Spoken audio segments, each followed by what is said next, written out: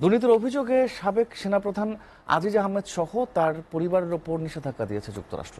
যুক্তরাষ্ট্রের পররাষ্ট্র দফতরের ওয়েবসাইটে এ বিষয়ক বিবৃতি প্রকাশ করা হয়েছে।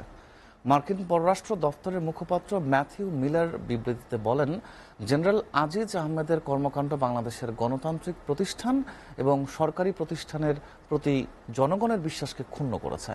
আজিজ আহমেদ তার ভাইকে বাংলাদেশে অপরাধমূলক কার্যকলাপের জন্য জবাবদিহিতা এড়াতে বেশ কিছু ক্ষেত্রে দুর্নীতিতে জড়িত ছিলেন। সামরিক চুক্তির বিষয়ে আজিজ তার ভাইয়ের সঙ্গে ঘনিষ্ঠভাবে কাজ করেন এবং তার ব্যক্তিগত স্বার্থে সরকারি নিয়োগের বিনিময়ে ঘুষ গ্রহণ করেছিলেন।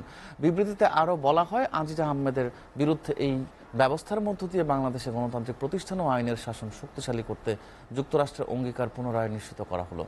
সরকারি সেবা আরও স্বচ্ছ ও নাগরিকদের সেবা লাভের সুযোগ তৈরি, ব্যবসা ও নিয়ন্ত্রণ ব্যবস্থার উন্নয়ন এবং মুদ্রা পাচার ও অন্যান্য অর্থনৈতিক অপরাধের অনুসন্ধান ও বিচার নিশ্চিতে সক্ষমতা বৃদ্ধির মাধ্যমে বাংলাদেশের দুর্নীতি বিরোধী প্রচেষ্টায় সহায়তা দেয় যুক্তরাষ্ট্র।